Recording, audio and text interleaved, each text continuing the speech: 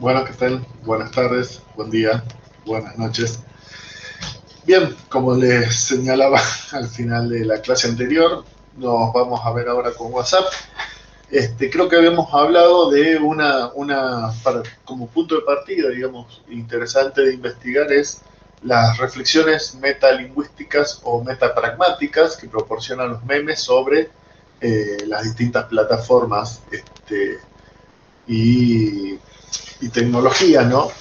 Yo por eso he utilizado memes para abrir las presentaciones de Facebook, de WhatsApp, porque lo que produce es además una autorregulación, es una reflexión sobre el uso pragmático de una plataforma como WhatsApp, pero además también una prescripción de algún modo de uso, ¿sí? Es decir, dónde se comparten los memes sobre grupos, en los propios grupos, también por supuesto en otras redes sociales y también en comunicaciones individuales, pero va regulando también la producción de memes a través del humor, va regulando el uso. Entonces es bien interesante para ver cómo se aprende, en el marco de la pregunta de cómo se aprende, cuál es la literacidad, digamos, en términos de cómo se aprende a hablar y escribir en redes sociales, la función de los memes. Esa es una tesis, por ejemplo, interesante. Bueno, acá tenemos en WhatsApp aparece como principal problema el grupo, primero,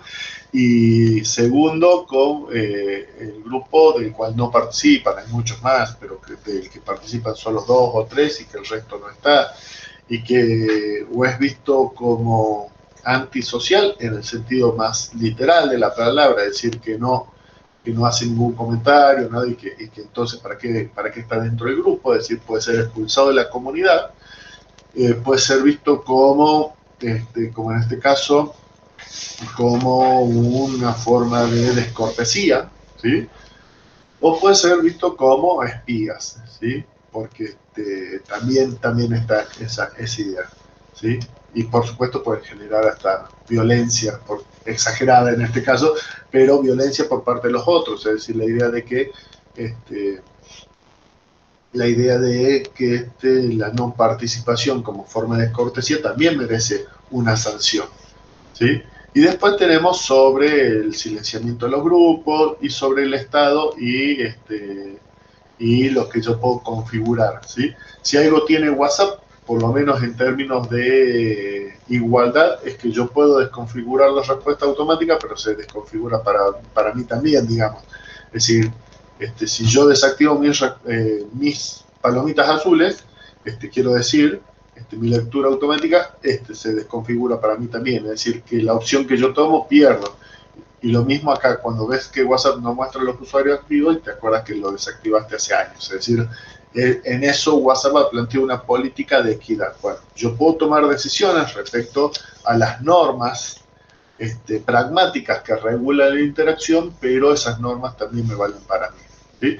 Y después otra interesante que tiene que ver con esto, que en realidad yo tanto no manejo, la cuestión de los estados de WhatsApp, pero que de algún modo lo que proporciona es cuáles son las formas de generar una conversación a partir de reacciones, que eso sí es interesante analizar. Ya vamos a ver justamente cuando Bela Delfa y Cantamuto hablan de literacidad digital, es decir, cuál es el aprendizaje de la lectoescritura digital. Ellas reconocen por lo menos 3 tipos de competencias. La tecnológica, que fundamentalmente tiene que ver con el uso de los dispositivos, es decir, un inconveniente que tienen quienes se acercan más grandes a las redes sociales y a la virtualidad, o el primer inconveniente es del manejo del dispositivo, es decir, no del manejo discursivo, sino del manejo literal de la tecnología, cómo entro a WhatsApp, cómo comparto esto, qué hago para, es decir, reconocer cuáles son las competencias técnicas, tecnológicas que tengo que tener, ¿sí? Y además estar en constante actualización porque siempre se va generando. Justo que habíamos empezado a manejar una forma de correo, se cambió a otra y así, ¿sí? Bueno, esa es una. Y esa también forma parte de la composición de los mensajes. Incluso ahí entra a jugar parte también cuestiones materiales externas a la tecnología, como la poca visión, por ejemplo. Entonces yo tengo un, este, que estoy buscando justamente un meme, conversación de...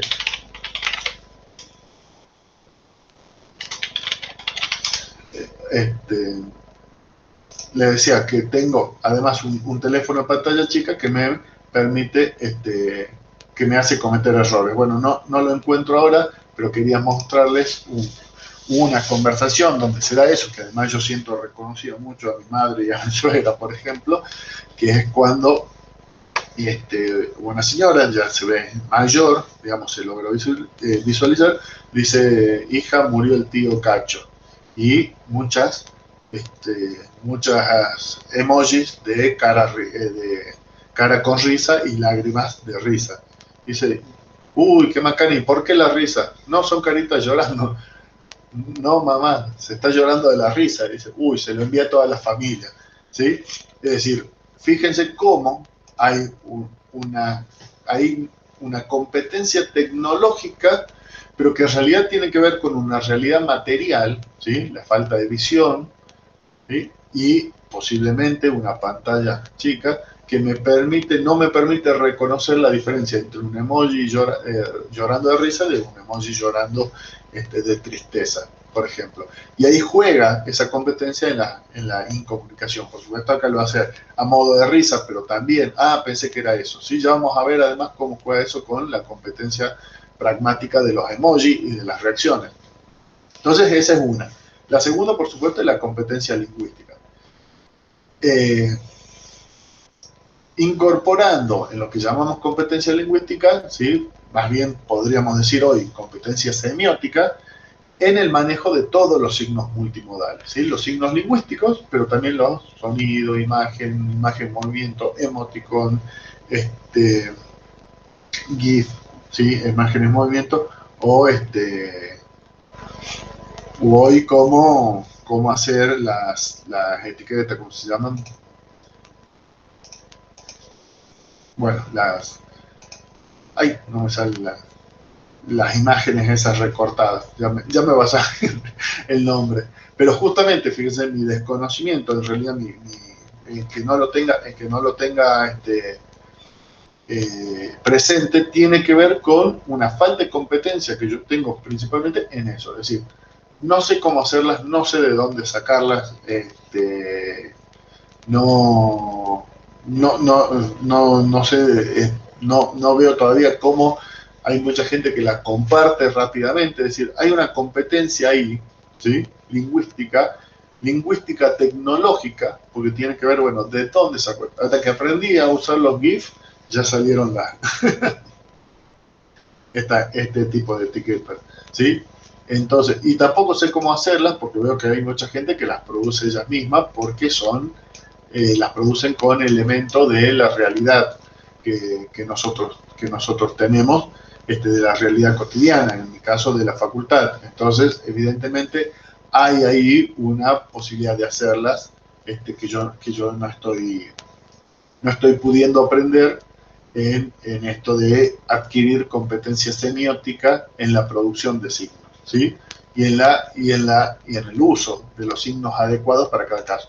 Lo cual hace que muchas comunicaciones mías sean anticuadas, entre comillas, ¿sí? Porque la competencia semiótica va directamente ligada con la competencia pragmática. Es decir, se espera en un grupo de WhatsApp donde todos están compartiendo de este modo ese tipo de mensajes y no un mensaje escrito, por ejemplo, ¿sí? Entonces yo respondo con escrito y aparezco como anticuado. Es decir, la competencia lingüística también va de la mano de la competencia pragmática, así como la tecnológica va de la lingüística. Es decir, en qué medida mi falta de actualización tiene que ver con una falta de competencia digital y una falta de competencia semiótica en general, ¿sí? Lo cierto es que yo tengo que saber usar todos los signos multimodales, ¿sí? O por lo menos puedo analizar cuánto sé usar cada uno sabe usar de los signos multimodales para la producción de mensajes. Y por último, la competencia pragmática, ¿sí? De la mano del anterior es, bueno, cuándo y por qué usar cada uno de esos signos, en qué circunstancias, en qué grupos, cuáles son los papeles de lector y receptor, y fundamentalmente, cuál es la comunidad de habla, ¿sí? Es decir, primero, parte de la competencia pragmática es qué es lo que puedo y lo que no puedo decir en cada plataforma, o qué es lo mejor para cada plataforma, o cuál es el mejor modo de comportarse en cada plataforma, ¿sí? Y después, cuáles son las normas de cortesía y descortesía reconocidas, no solo por la plataforma, sino también por la comunidad de habla específica, ¿sí? ¿Qué puedo decir en un grupo cerrado, en un grupo abierto? ¿Cuáles son las normas de cortesía en un grupo familiar? ¿O cuáles son las normas de cortesía en una página de Facebook? ¿Cuáles son las normas de cortesía o de descortesía de los comentarios de los periódicos, como habíamos visto? Es decir, es parte de mi competencia pragmática. Y todo esto se pone en juego en la elaboración de mensajes. Pienso, por ejemplo, en también un meme que decía, le puse like a todas sus publicaciones, pero eso te hace aparecer como un acosador, le contesta otro, y dice, debe haber parecido un estúpido, ¿sí? Esa idea también exagerada, pero de algún modo que las reacciones constantes pueden ser percibidas como una molestia, como un avance de la imagen del otro, sobre la imagen del otro, sobre su imagen de autonomía, o incluso una forma de cortejo, digamos, de señalar ahí estoy y ese tipo de cosas. Entonces, aprender qué tipo de reacciones se pueden poner, en qué caso, cuántas reacciones y qué significado tienen esas reacciones, son parte de la competencia pragmática. Y como decía, los memes son grandes reguladores de eso, porque justamente al señalar las faltas de competencias van generando aprendizaje, ¿sí?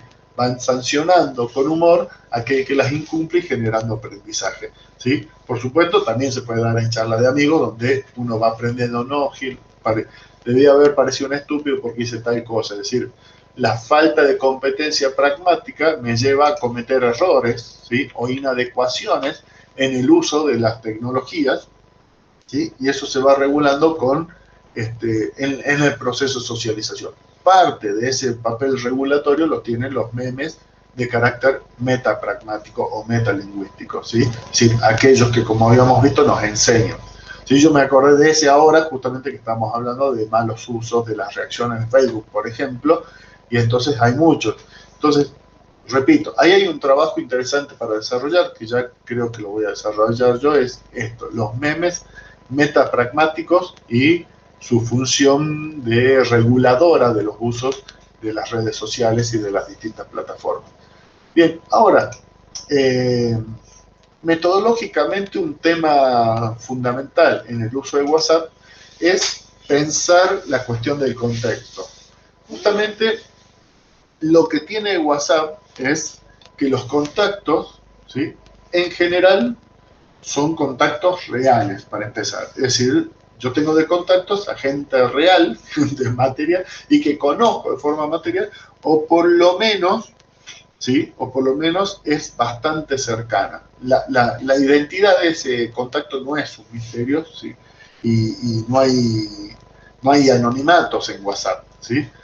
Entonces, lo que hace es que, en principio, haya mayor regulación de la cortesía social, ¿sí? Y que la comunicación sea más efectiva también, digo. Es decir, yo digo lo que tengo que decir, del modo que lo tengo que decir, porque conozco a la persona a la que se lo tengo que decir, ¿sí?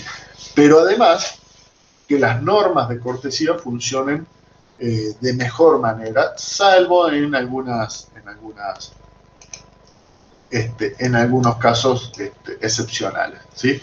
Esa es una realidad. Es decir, la realidad material que habíamos denominado, el contexto material y el contexto virtual se acercan muchísimo. Y además hay una continuidad, ¿sí? Al punto tal que,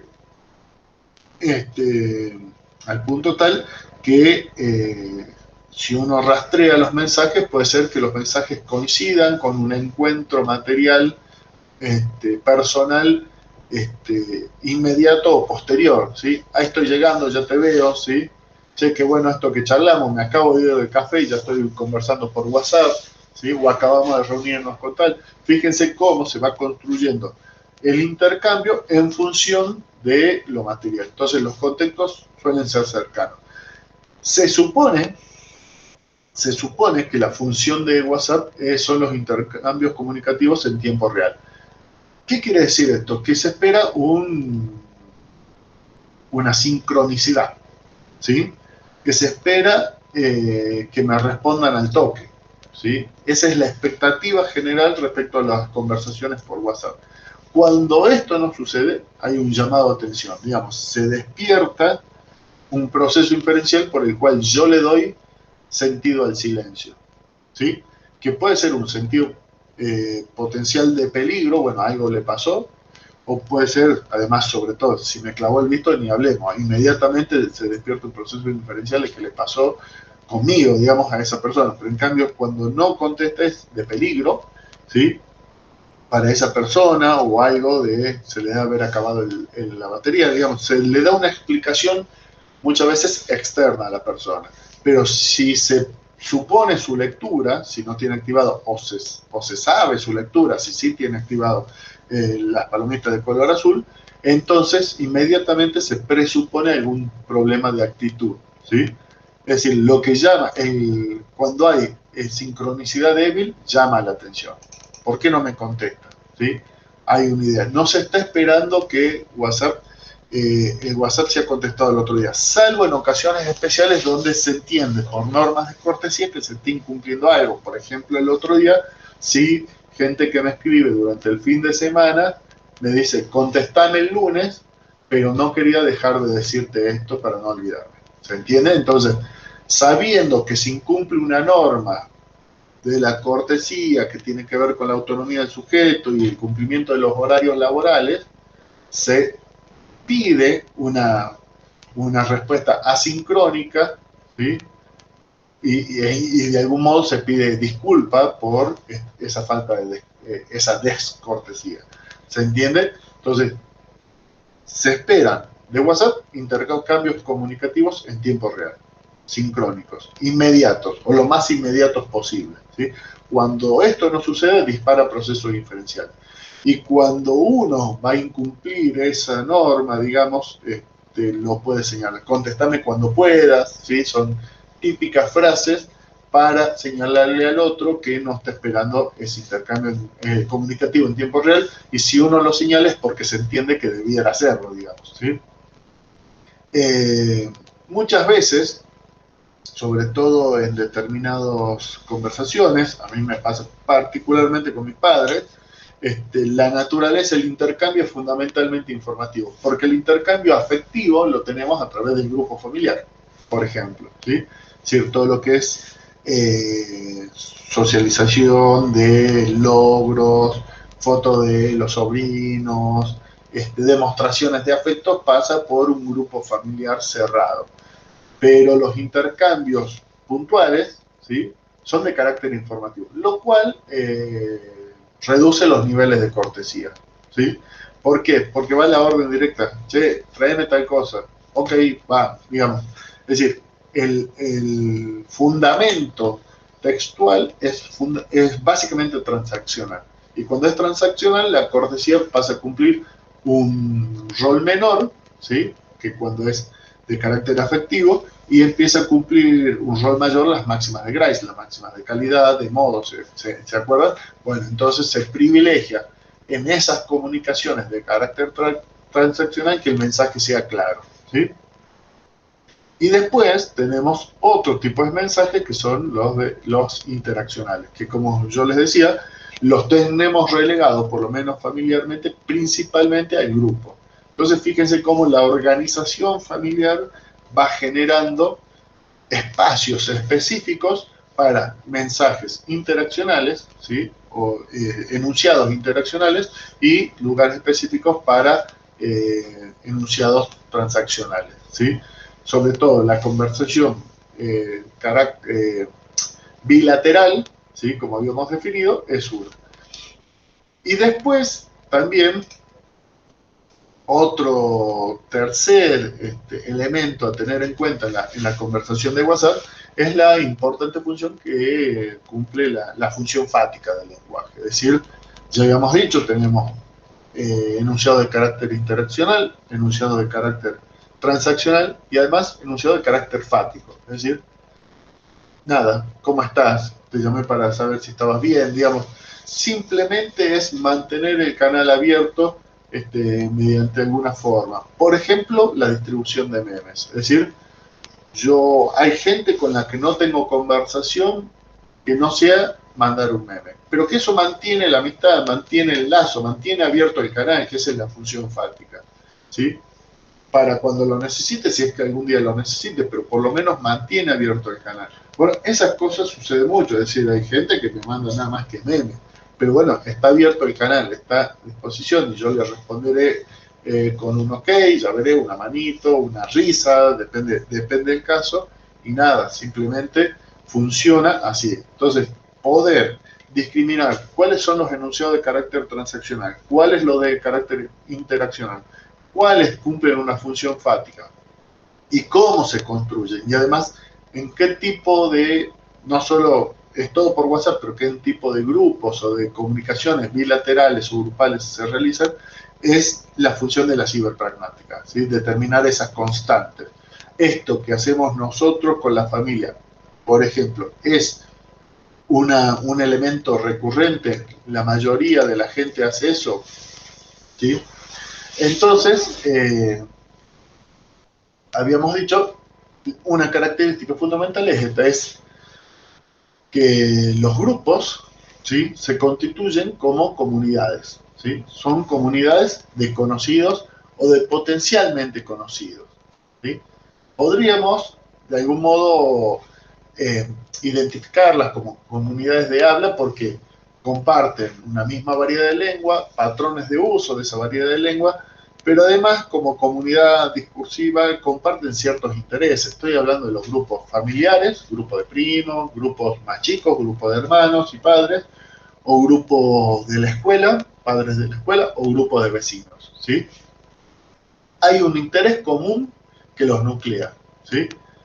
Y además la potencialidad de conocerse personalmente. Digo, yo tengo un grupo de vecinos, no me conozco con todos los vecinos, pero ahí están todos y potencialmente podría conocerlos. Es una comunidad concreta, ¿sí? Es decir, en términos de Ricardo Kahneman, que identifica comunidades concretas y comunidades abstractas, es decir, comunidades concretas, aquellas en las que los miembros se conocen entre sí, y comunidades abstractas, aquellas que los miembros no se conocen entre sí y tampoco tienen posibilidad. Por ejemplo, el Estado-Nación, la nación argentina. La identidad argentina es una identidad abstracta, en cambio la identidad vecinal, si bien no nos conocemos todos, podríamos decir que es concreta, o en proceso de concretizarse, o en una cercanía a la identidad concreta, ¿sí?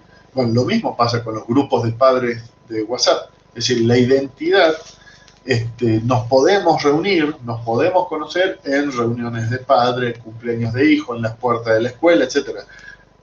Es potencialmente nos vamos a encontrar, ¿sí? Los grupos de WhatsApp entonces reproducen aquellos grupos de la comunidad, aquellas comunidades materiales que posiblemente tengan un encuentro material o pudieran tenerlo. Por lo tanto, no solo expresan elementos comunes, sino que, por lo tanto, se supone que priman las normas de convivencia, ¿sí? Porque me lo voy a encontrar. Pero ojo, acá ocurren dos cosas, porque hay ya dos cosas. Por un lado, lo que ocurre es, que ya vamos a ver, es la construcción de comunidades muy fuertes, identitarias muy fuertes en el grupo de vecinos. Pero lo otro que ocurre es la separación material entre la materialidad y la virtualidad. La idea de que yo puedo discutir y ser de un modo en el grupo de WhatsApp y no serlo en nuestro encuentro presencial. Y de hecho, así ocurre muchas veces, es decir, disputas o peleas que parecen muy acaloradas en WhatsApp se resuelven de otro modo en la presencialidad. digamos, y incluso hasta de modo risible, che, ¿cómo te pusiste el otro día? Sí, bueno, estaba, qué sé yo, es que vos también sos un boludo. Digo, es decir, se van negociando en la presencialidad roles y privilegiando sentimientos de comunidad que hacen que aquello que parecía altamente peligroso para la imagen de comunidad y para la afiliación en el WhatsApp se diluya, ¿sí? Entonces se va generando una conciencia de WhatsApp como un lugar donde se puede mantener cierto tipo de discusiones que después no necesariamente tengan su réplica en la materialidad. Es decir, yo me encuentro con el primo que discutí, yo me encuentro con el padre que discutí, con el vecino que discutí, lo arreglamos, nos reímos, nos explicamos, etcétera, etcétera. Aquello que ahí parece incluso con emojis de enojo, todo. Entonces es un nivel interesante de análisis.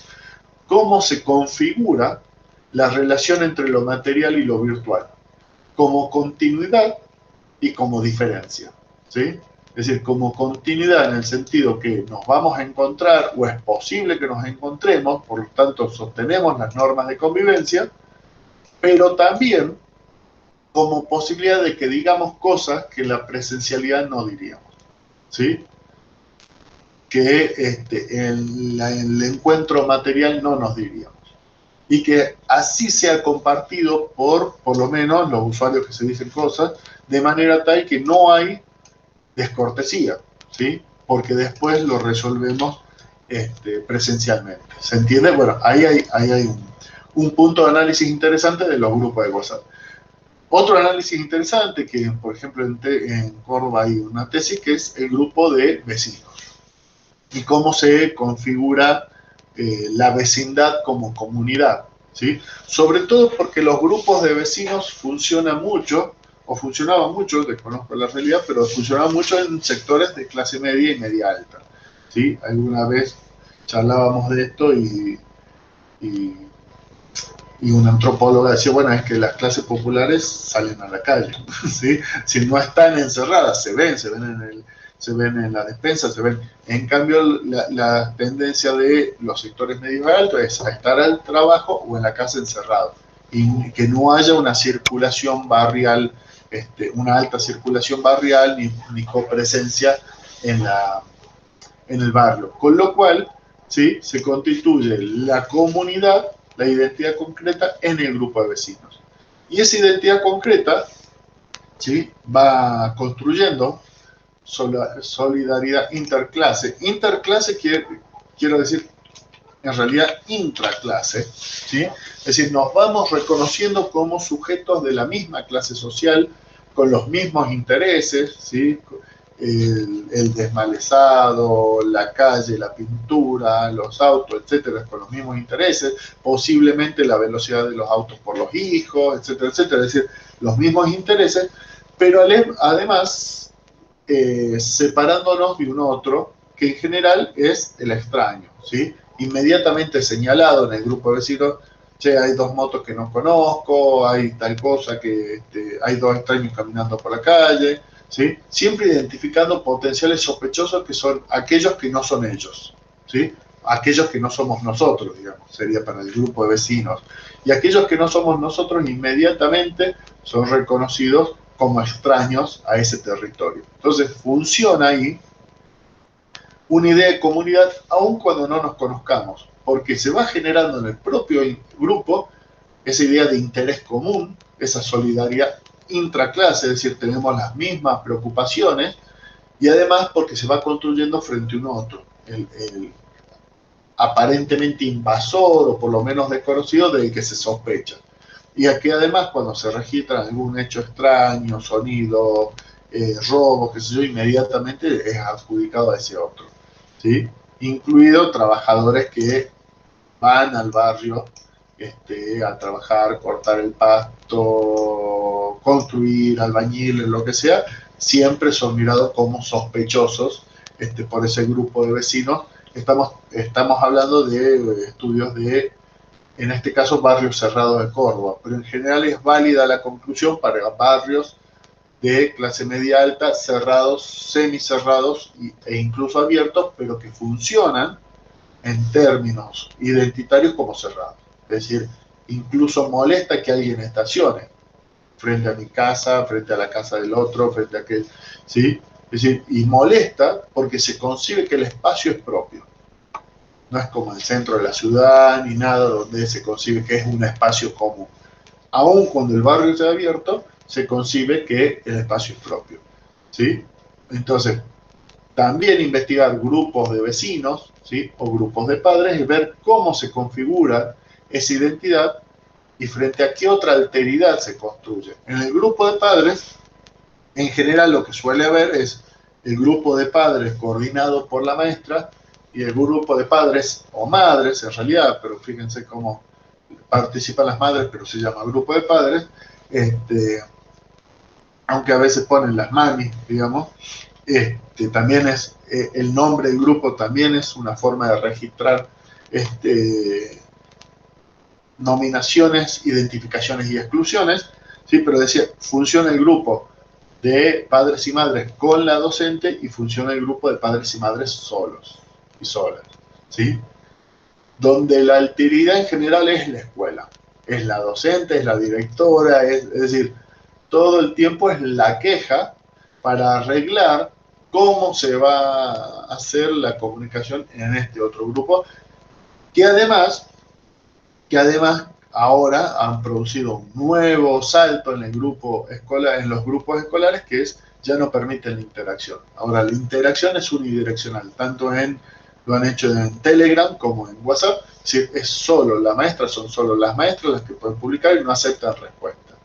Lo cual nos lleva a una idea de qué puede haberle ocurrido a los grupos del año pasado para que se transformen, ¿sí? Y después, lo otro interesante del análisis de grupos de vecinos es que son grupos muy activos, ¿sí? Muy activos, con mucha discusión, con mucha participación, pero con poca organización, hablando de esto de lo virtual y lo material. Es decir, no hay encuentros materiales. Los vecinos no se coordinan para encontrarse, para armar no sé, un centro vecinal, para armar una feria, para armar lo que sea. Es decir, a toda esa queja y a toda esa discusión no encuentro un camino institucionalizado ni de configuración material de ciertos grupos. Queda en lo virtual, ¿sí? Se concibe ahí y queda ahí, ¿sí? Eventualmente puede llevar acciones extra virtuales, pero principalmente queda ahí, ¿sí?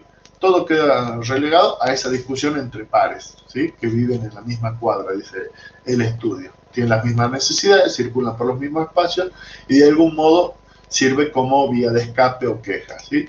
De vuelta. Entonces, en el caso de los grupos, ¿sí? Se deduce que los grupos pasan de emplear estas herramientas con fines meramente informativos, es decir, cuando se arma un grupo virtual de padres, madres o vecinos, en principio es para que la escuela te pase información, ¿sí? O para que los vecinos se pasen información, y eso terminaba en realidad configurándose en grupos de identitarios, ¿sí? De grupos de identificación grupal, no solo de transmisión de información, sino de constitución de liderazgos, de influencers, disputas de grupos, ¿sí? Incluso grupos de amigos también se va configurando ahí, pero eso sí ya en vinculación con lo material, ciertos liderazgos e influencias que en la materialidad no estaban, es decir, gente que tiene mucha espontaneidad para responder y mucha lucidez, por ejemplo, para responder en grupos de WhatsApp y que luego entonces eso se replica, por ejemplo, en la escuela, grupos cerrados de compañeros, en un liderazgo que antes no tenía, pero el liderazgo fue construido desde lo virtual. Entonces, lo que quiero señalar acá con todas estas experiencias es que uno de los puntos fundamentales de análisis para cerrar esto de WhatsApp es la vinculación material virtual. Es decir, cuáles son las continuidades y discontinuidades y cómo una influye, condiciona o determina la otra, ¿sí? Habíamos hablado por ejemplo, que la materialidad muchas veces condiciona la virtualidad, y hemos hablado de también otros grupos, el de vecinos, que no trasciende la virtualidad la mayoría de las veces, eh, y el de grupo de compañeros donde se crean liderazgos, todo desde la virtualidad, que luego repercuten en la materialidad, ¿sí? Entonces, ese tipo de análisis, por ejemplo, es bien interesante. Otro tipo de análisis de interés en WhatsApp, pero eso para ya quienes tienen una formación e interés más lingüístico puro, digamos, es todo lo que tiene que ver con la estructura conversacional de WhatsApp, ¿sí? Es decir, cuáles son los métodos utilizados por los participantes de una interacción para evaluar esa interacción, entendiendo que la conversación es básicamente un sistema de turnos. Y cuando hablamos que es un sistema de turnos, es que está estructurado, que hay un anclaje cognitivo de la situación, ¿sí? Que me habla de cuándo toca hablar a cada uno, cuándo, si los turnos están más o menos regulares, si pueden ser extensos o no, si cómo hago para hacer la transición entre turnos, etcétera, etcétera. Entonces ahí ese análisis va a hacer fuerza en los pares adyacentes, en las preguntas-respuestas, por ejemplo, en las normas de cortesía, por ejemplo, dice, ¿te puedo pedir un favor? Y espero la respuesta. No le digo el favor inmediatamente, digamos, no le pido el favor inmediatamente, pero sí, claro, bueno, ¿me podés traer tal cosa? ¿Se entiende? Es decir, cómo se estructuran los turnos y los enunciados de manera tal que uno logre recomponer el sistema tal cual funciona en la cabeza de los interlocutores, en la cabeza de los hablantes, ¿sí? Se supone que los principios de toda conversación es que el cambio de hablantes es recurrente, que cada vez habla un solo participante. Ahí tenemos un tema con WhatsApp porque el famoso escribiendo, digamos, nos va señalando que el otro está diciendo algo más, entonces a veces se producen solapamientos que no se debieran producir, y entonces uno en general pone a responder a ese primer enunciado para luego responder al segundo, ¿sí? Es decir, porque la concepción es de intercambio de turnos. Sin embargo, el otro puede avanzar con la escritura antes de mi respuesta, y entonces yo lo entiendo como, no como una falta de cortesía, sino como una posibilidad de falta de comprensión del enunciado. Entonces le pongo responder al enunciado anterior de manera tal que se lo transcriba, ustedes saben, con el sistema de WhatsApp, y se sepa que yo estoy respondiendo a eso. Sí, claro. Y ahí viene el segundo y continúo la conversación, ¿sí? Pero en principio no debieran producirse solapamientos, sobre todo si están más o menos claras las reglas de intercambio de turno. El problema es que en el habla es más fácil porque uno se queda callado, ¿sí? Y lo mira al otro y le hace la cara como diciendo, bueno, te toca, ¿sí? Hay distintas formas lingüísticas y metolingüísticas de señalarle al otro que estoy en un fin de turno. Por ejemplo, podría ser en una conversación levantar el mate, terminar y levantar el mate y producir un silencio como lo acabo de producir.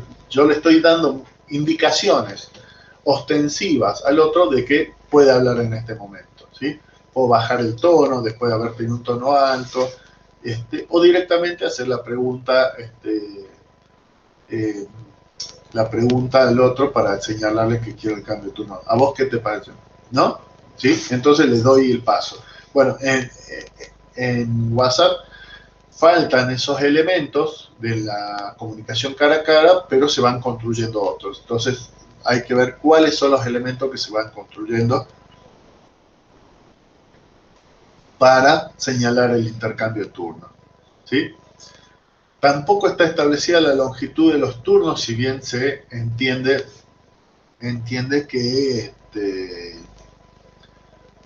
debieran ser mayormente breves, pero además tampoco está establecido si cada turno se corresponde con un enunciado y por lo tanto un mensaje enviado, ¿sí? Que es lo que mucha gente hace.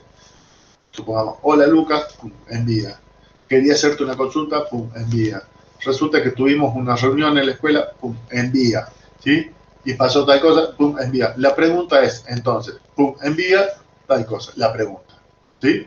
Es decir, es un solo texto porque constituye una unidad temática con coherencia y cohesión, sin embargo, ha enviado en distintos enunciados que corresponden con distintos mensajes. Bien, y esa es una de las formas que tiene WhatsApp.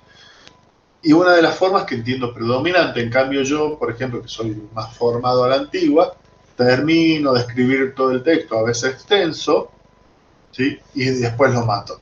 Lo cual para otra persona puede constituir una falta a la sincronicidad, a la velocidad, a la necesaria, incluso al intercambio de turnos. Che, no decís nada, pero es verdad que estoy escribiendo, es decir, estoy perdiendo el tiempo porque, no, en cambio, si yo le quiero demostrar que estoy escribiendo, le voy mandando los enunciados sueltos uno tras otro, con el peligro de que considere cerrado el enunciado y ya empiece él su turno. Fíjense esas complejidades que se dan en WhatsApp, ¿sí? Bueno, pero lo cierto es que más allá de esa complejidad, siempre existen mecanismos lingüísticos para reparar errores y violaciones en la toma de turno. Es decir, que existen emojis de formas de la cortesía, sorry, pensé que era otra cosa, y ponemos la carita, es decir, estaba contestando aquello, ¿sí? De reparación, que la misma conversación, ¿sí? Incluye formas de reparación para que se comprenda, porque hay un esfuerzo, máxima de cooperación, ¿sí? Un esfuerzo que hacemos todos para comprendernos de la mejor forma posible, ¿sí?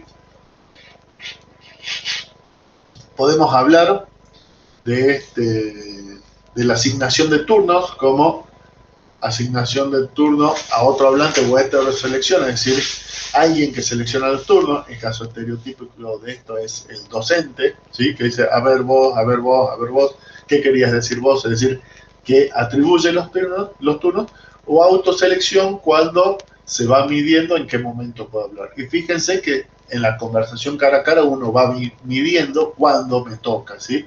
Y lo mismo en el WhatsApp, hay mecanismos por los cuales uno dice ahora y no. O incluso superposiciones que dice, justo mando algo y lo acaba de mandar mi hermano al grupo, y entonces digo, sorry, justo lo estaba enviando. Es decir, nos asignamos el turno y además con el mismo enunciado al mismo tiempo, entonces debo corregirlo o marcarlo para que no se entienda que no leí el mensaje, porque la descortesía ahí sería no haber leído el mensaje de mi hermano y mandar lo mismo. Entonces, para repararlo en términos de cortesía, señalo que lo estaba escribiendo al mismo tiempo y con la misma idea, ¿sí? Y que me salió más tarde, ¿sí?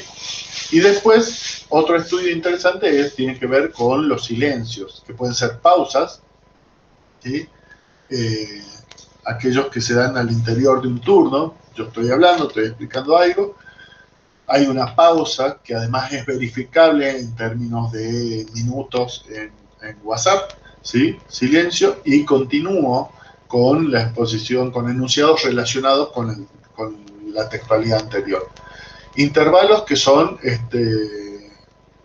los que se producen entre las transiciones, ¿sí? Entre que uno escribe y el otro contesta, generalmente breves, pero no se esperan que sean largos, y si son largos llaman la atención, ¿sí? Y lapsos que son los intervalos que se prolongan demasiado, es decir, cuando me clavo el visto, básicamente es un lapso, es decir, me pone en preocupación porque espera un tiempo transcurrido, un silencio demasiado largo para lo que yo le estaba preguntando. Bueno, esas son algunas de las definiciones. Bien. Bueno, acá básicamente son cuáles son las características de WhatsApp, ¿sí?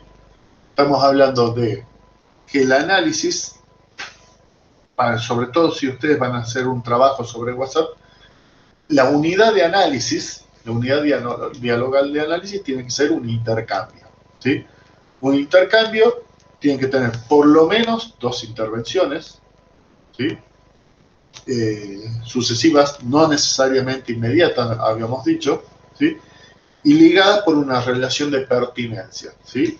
A ver, abro, abro una discusión en el grupo, intercambiamos sobre ese tema distintas opiniones, chistes, memes, etcétera, en distintos momentos, y después alguien pregunta cómo le fue a tu hermana en su prueba, y cambiamos, y hay otro intercambio. Entonces lo que une a un intercambio y separa al otro es el tema. Por eso el intercambio se reconoce mucho como coherente en función de tener un tema único.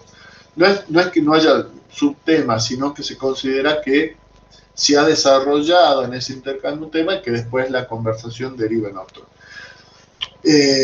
Salvo que esa conversación, digamos, ese otro tema incorporado sea pertinente al primer tema. Estamos hablando de trabajo, cómo me fue económicamente en el último año, y alguien dice, che, ¿y cómo le fue a tu hermana? Entonces, lo único que cambia ahí es el sujeto de interés, pero el tema sigue vigente, entonces se mantiene dentro del intercambio.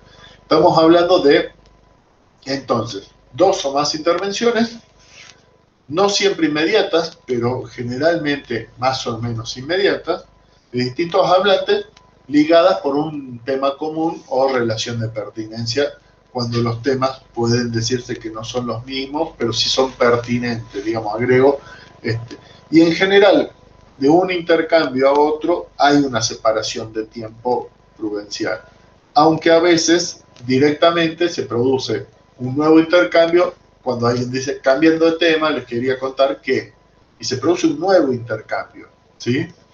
Justamente lo que señala ese cambiando de tema, o por otro lado, o no sé si saben, digamos, hay algunas fórmulas lingüísticas que me permiten introducir un nuevo intercambio, ¿sí? Y entonces veo, y posiblemente de ese intercambio nuevo participen otros agentes también. Digo, tenemos grupo familiar. En el primero que viene sobre el trabajo no participa mi hermano porque no le gusta, qué sé yo. En el segundo, que es sobre la familia y dice cambiando de tema, les cuento que el tío tal le está mal. Ahí sí, el primero que contesta es lo cual da señal de presencia visual en el intercambio anterior, pero no participación. Entonces uno puede hacer esos juegos entre intercambios. Lo cierto es que el intercambio se define como tal. Los turnos de habla, ¿sí? Tienen que ver con cada uno de las intervenciones de los hablantes, ¿sí? Para completar un enunciado. Cuando hay cambio de hablante, hay cambio de turno, ¿sí? Habíamos dicho, la rapidez de la conversación puede ocasionar solapamientos. Hay una disposición multimodal, es decir, que conviven signos lingüísticos con GIF, con videos, con emojis, ¿sí? Que la forma del intercambio es dinámica, no planificada, es decir, si bien puede haber fórmulas más o menos estereotipadas de pregunta-respuesta, saludo-despedida y eso que habíamos visto como pares adyacentes, no, no está planificada hacia dónde va la conversación, ¿sí? Sino que es bastante dinámica y bastante abierta, ¿sí? Suele tener expresiones de apertura o cierre de la conversación, sobre todo en la conversación bilateral, no así en la grupal, que parece tener siempre abierta. Digo, yo escribo en el grupo y para que alguien conteste, o sea, esa idea de que está siempre abierta en el grupo. Justamente porque además ya sabemos algo que señalaban los memes en la primera diapositiva, es que todos silenciamos los grupos. En cambio, cuando no se silenciaban los grupos, de algún modo corríamos el riesgo de ser pesados en la participación del grupo. Desde que más está extendido el uso de silenciar grupos, uno puede escribir en los grupos a deshora, siempre que no quiera que lo atrapen a deshora, pero a deshora, sabiendo que eso va a ser leído en otro momento, pero que el canal está abierto, y capaz que incluso obtengo respuesta, entonces se puede producir ahí un intercambio gracioso, pero que el canal está abierto y que no tengo que pedir disculpas por esa deshora, por ejemplo, ¿sí? Después hay estrategias de retroalimentación, ¿sí? Ahí funcionan mucho los emojis como estrategias de retroalimentación, es decir, alguien está contando y en el medio que estén contando, es decir, en el medio que esté en su turno de habla, sin embargo, nosotros cuando estamos en el cara a cara, vamos haciendo gestos, mira vos, ajá, ¿sí? Vamos dándole señales de que estamos prestando atención. El problema de WhatsApp en todo caso es que eso falta y uno lo sustituye con emoji que de algún modo dicen seguir contando, es decir, estoy prestando atención, la carita de sorpresa es uno, ¿sí? La carita de pensar es otro. Es decir, los distintos emojis lo que le van diciendo es, te estoy escuchando, estoy atento, seguí contando, seguí exponiendo. Digamos, seguí con tu turno de habla, no es que quiero interrumpirte con esto, sino al revés. Te muestro que estoy atento a eso que vas poniendo y que si no hay una respuesta es porque sigo respetando tu turno. ¿Sí? ¿Se entiende? Bueno, fíjese todo lo que hay en un emoji como este o la carita pensando o algún otro que pone la carita de sorpresa, que pone la risa de preocupación, es decir, todas esas son formas de decirle al otro que estamos escuchando, que estamos atentos, aunque no nos toque la intervención todavía. ¿Sí? Bueno, y después cómo se configura el lenguaje, ya lo hemos visto básicamente, informalidad cercana a la comunicación oral, en determinados grupos, sobre todo, y en determinadas comunicaciones bilaterales, irreverente, desprejuiciada, libre de ataduras de estilos. Eso hay que verlo siempre en función de la comunidad de habla de que se trate. Lo que sí hay es códigos en continua construcción y transformación. Es decir, vamos exigiéndole más además al sistema y vamos generando nuestros propios códigos. Por eso uno a veces queda atrasado y queda con la manito y después fue el bracito y después, digamos, el bracito fuerza y el ok, o el ok hecho con el dedo cerrado y un montón de códigos que se van actualizando constantemente. Es el propio uso el que me va mostrando cómo se usa. Y yo, mira cómo se usa y aprendo, ¿sí? Rápido nos vamos quedando como fuera de la moda si no lo usamos mucho. Entonces, cuando aprendimos a usar, repito, yo lo acabo de decir, GIF, ya se cambió la modalidad a otro tipo, ¿sí?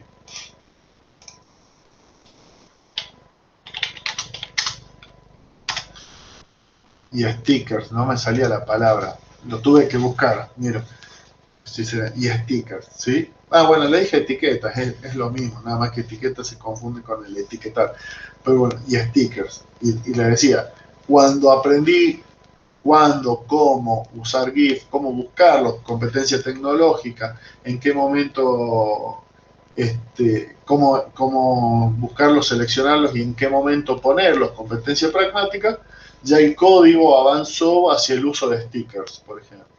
Y entonces ya me quedé atrasado porque no sé cómo producir stickers, no sé de dónde sacarlos. Todo. Entonces ahí hay una competencia tecnológica, lingüística y pragmática imbrincada que no me permite mantener cierto tipo de comunicaciones o por lo menos la esperada y que tengo que suplir entonces con los recursos que tengo, que son el GIF, el emoji y el código lingüístico, ¿sí? Entonces, trato siempre de generar el humor, por ejemplo, con las etiquetas siempre cargan cierta valoración de humor, generarlo a partir de otros usos, ¿sí? Pero puedo quedar de modé, digamos, puedo quedar fuera o desactualizado o desubicado, precisamente, ¿sí? Bueno, pero esos códigos, ¿sí? Se dan por consenso de comunidades de usuarios.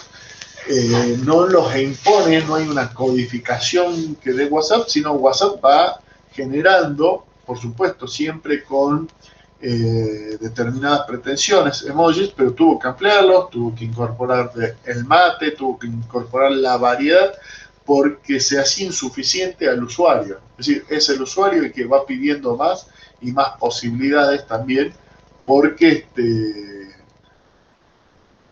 porque a mayor cantidad de comunicaciones mantenidas, además más diversas, ya habíamos visto de correo electrónico cómo pasó de un género, de ser un género informal a un género formal, hoy casi asumido por todas las instituciones como una forma de comunicación institucional formal y reconocida.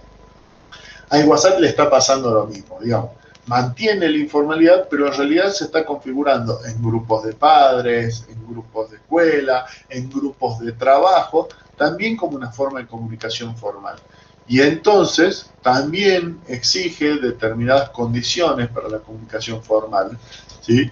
Y ciertas reglas de cooperación y de cortesía. Y lo mismo los grupos más informales o la comunicación bilateral entre dos usuarios. Bien, lo mismo los contenidos, hay que definirlos siempre en función de los usuarios y los contextos. En general se suele decir que es casual y lúdico, memes, stickers, ahora que ya aprendí, ya recordé cómo llamarlo, chistes, etcétera, pero también un ambiente laboral, también para construir filiación, habíamos dicho, también para excluir al otro, también con una función pragmática, ¿sí? Es decir, tenemos de hecho contenido interaccional, transaccional y fáctico, fundamentalmente, ¿sí? Y trata de suplirse mediante lo multimodal la ausencia de información extralingüística, es decir, lo gestual y todo. Con lo cual puede llevar a dos condiciones. Los malos entendidos, los cuales hemos visto que se pueden subsanar en la propia conversación, o la desinhibición, que también se da en esto que decía la vinculación entre lo virtual y lo material. Me desinhibo en la virtualidad porque no hay ahí una conexión directa, pero después en la materialidad me comporto como debo comportarme, ¿sí? Entonces, logro esa disociación. Por otro lado, bueno, la función comunicativa, vamos a ver justamente algunos análisis interesantes de los que pudimos buscar. Habíamos visto en la primera clase que ya vimos esto, es decir, cuando uno investiga, por ejemplo, el OK, ¿sí? Vera Delfa y Catamuto lo investigan, lo primero que hace es establecer, por un lado, variaciones, ¿sí? Las variaciones son aquellas formas de escribir la palabra que tienen que ver con la variedad lingüística. Oca, oco, oki, okis, ¿sí? Es decir, tienen que ver con la variedad formal, informal, el registro y el lecto propio, ¿sí? Y también los sinónimos parciales que se observan. Dale, bueno, listo, meta, sería acá en... Vale sería en España probablemente también. Meta es acá en el noroeste, ¿sí? Y entonces, eh, y después tenemos los complementos o suplementos. Se llaman complementos cuando aparece el OK más el emoji y suplemento cuando aparece el emoji listo, solo, ¿sí? Como forma. Entonces, fíjense, a un nivel semántico, ¿sí? Tenemos este análisis. A un nivel pragmático tenemos un análisis de su valoración en distintas instancias. Por ejemplo, como en enunciados de tipo transaccional es una norma de cortesía, es percibido como una norma de cortesía. ¿Por qué? Porque el valor es informativo, con lo cual lo único que yo le pido a mi interlocutor es que me confirme que recibió la información. Entonces digo, che, mañana tenemos reunión. Ok, punto, ¿sí? Y entonces es una indicación de que recibió y comprendió el mensaje. Eso es una norma de cortesía. En cambio, cuando el enunciado tiene valor interaccional, y ahí es donde el hablante debe evaluar, por ahí el mismo enunciado, decir, che, mañana tenemos reunión, pero yo espero que el otro me conteste algo, formule, por ejemplo, si somos docentes y tenemos reunión institucional, formule alguna observación o hubo otra reunión más, nunca sirve para nada, o alguna de esas, es decir, estoy esperando otro tipo de respuesta y me responde OK, ¿sí? Entiendo que es cortante y breve. Es decir, entiendo que es descortés porque entendió en términos transaccionales un mensaje que era interaccional. por ejemplo, ¿sí? Y esto sucede mucho con los jóvenes, cuando establecen cierto enunciado interaccional y les responden ok o manito, ¿sí? O cualquiera de sus variedades, digamos, se entiende como descortesía. Bien. Después, por ejemplo, en otras situaciones hay muchas páginas de relaciones amorosas y todo eso que toman esto, el significado del ok supuestamente para una mujer, cuando una mujer te contesta ok en términos de una escena de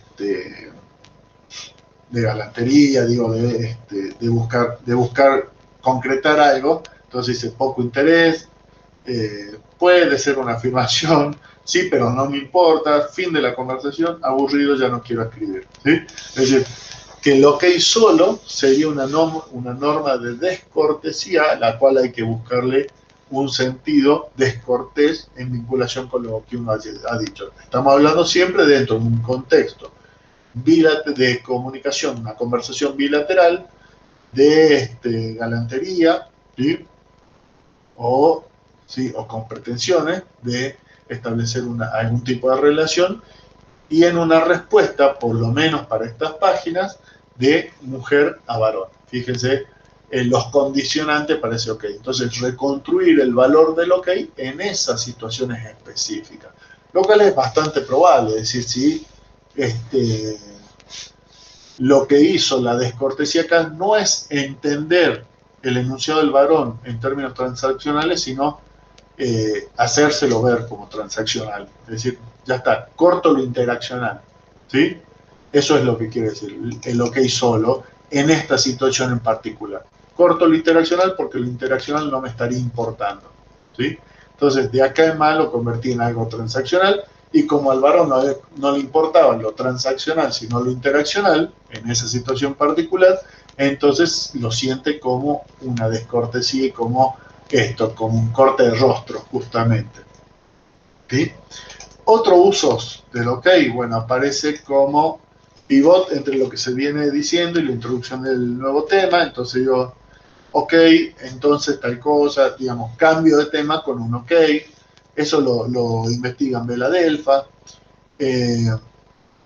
como forma de los participantes de acordar lo que está pasando, ¿sí? Esa es la pregunta retórica, es decir, te cuento algo y te digo, ok, sí, ok, ¿sí? Es decir, nos vamos entendiendo, vamos comprendiendo las mismas cosas, como partícula que refuerza la secuencia interaccional, ¿sí? Esto que es el dar una respuesta, ok, ¿sí? Para que el otro sepa que estoy escuchando, para que el otro sepa que estoy siendo partícipe de la conversación, y como forma preparatoria para el fin de la interacción, que es un poco el sentido que le dan en esta interrelación hombre-mujer, es decir, de algún modo es ir cortando la interacción, ¿sí? Porque un OK aparece como distante. Bueno, después ellas tienen ahí un estudio de cuándo se utilizan, en qué sentidos, bueno, eso lo vamos a pasar. Y vamos directamente a los emojis, así cerramos WhatsApp, ¿sí? Que los emojis entonces tienen una función que podríamos llamar metalingüística o paralingüística, en realidad, no es metalingüística, es paralingüística. Sí, no, meta y para. Paralingüística y metalingüística, que es añadir información no verbal, ¿sí? Sobre todo afectiva, por lo menos en sus comienzos. Acuérdense que surgen de los emoticones, que eran risa, tristeza, guiño, ironía, digamos. Es decir, lo que expresaban era emoción a los mensajes que acompañan y después señalar cuán informal es la conversación. Ahí suele haber errores porque yo en situaciones formales uso emojis que ya le dan cierto carácter, entonces también se va midiendo la formalidad, informalidad y la conveniencia o no de utilizar determinados emojis, ¿sí? Pero de algún modo cuando yo ya uso, no sé, corazones, risa, ya lo paso directamente, ya estoy estableciendo la informalidad de la comunicación, ¿sí? Hay determinados emojis que me ponen. El uso excesivo de emojis ya está poniendo una conversación en la informalidad, ¿sí? Y lo otro que hemos dicho es añadir información no verbal. Y después, como funciones pragmáticas, básicamente es esto: completar, clarificar o desambiguar el mensaje verbal. Siempre que pensemos que acompañan un mensaje verbal, ¿no? Siempre estamos hablando de acompañamiento de un mensaje verbal. Señalar la fuerza ilocutiva del mensaje, es decir, atenuar o moderar los diferentes actos de habla, señalar cuando es peticiones con las manitos, de algún modo es la forma cortés, ¿sí? Órdenes o disculpas lo mismo, reforzar agradecimientos, cumplidos y felicitaciones, es decir, también ayudan a evitar ambigüedades, ¿sí? Es decir, cuando las afirmaciones son irónicas, entonces hago el guiño, sarcásticas, broma, entonces hago la risa, ¿sí? Para que se entienda aquello que no puedo decir con el tono, para que se entienda que tiene un doble sentido, que hay que entenderlo para que, ¿sí? Lo que hace es reforzar actos de habla. Entonces, ahí está la capacidad y la competencia lingüística y pragmática del hablante para entender que en este momento va un emoji, para desambiguar ese mensaje va un emoji, ¿sí? Y después contribuir a la gestión interaccional, esto que habíamos dicho, es decir, que sirve para generar interacción y para vincular interacción. Bueno, después tenemos distintos estudios. Uno es la identificación de los emojis más usados. Después, un segundo paso sería ver cuál es el valor más con que se usan. Digamos, habíamos visto que la manito para arriba, el me gusta, por ejemplo, tiene distintos usos muy emparentados con el ok, ¿sí? Entonces tengo que ver cuáles de esos usos son más recurrentes. Fíjense aquí, cantidad de usos, y luego, acá estos son 7 usos, 10 usos, 10 usos, 3, 1, ¿sí? Es decir, y después, semánticamente, esto cuantitativamente, porque además tiene sus variaciones. Entonces, fíjense que ahí tenemos un primer análisis. ¿Cuál de las variaciones de color de piel, de raza, digamos, está más expresado? El amarillo siempre aparece en general encabezando, salvo, miren, fíjense en el de rezar, ahí sería interesante hacer ese análisis, porque es el más aséptico, digamos, en su expresión, que fue la idea de WhatsApp inicial, digamos, no, que no se identificara fácilmente con ningún color de piel. Entonces te permite esa asepsia, si se quiere, y después cada uno va privilegiando según su propio color de piel o lo que quiere, ¿sí?, construir como imagen también en color. Entonces ese es un estudio interesante primero. Y luego, ¿cuál es el sentido, ¿sí?, que se le da a esas? ¿Cuáles son los sentidos mayoritarios y minoritarios que se le da a ese emoji en diferentes usos? Y además, si va acompañado de enunciados lingüísticos o no. Bueno, terminamos entonces con WhatsApp por ahora. Espero que hayan,